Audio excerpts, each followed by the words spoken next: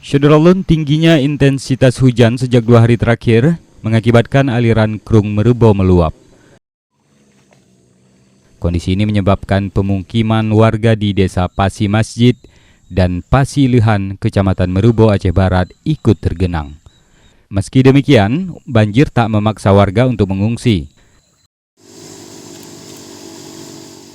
Genangan juga terjadi pada ruas jalan antar desa dalam wilayah tersebut dengan ketinggian mencapai 70 cm.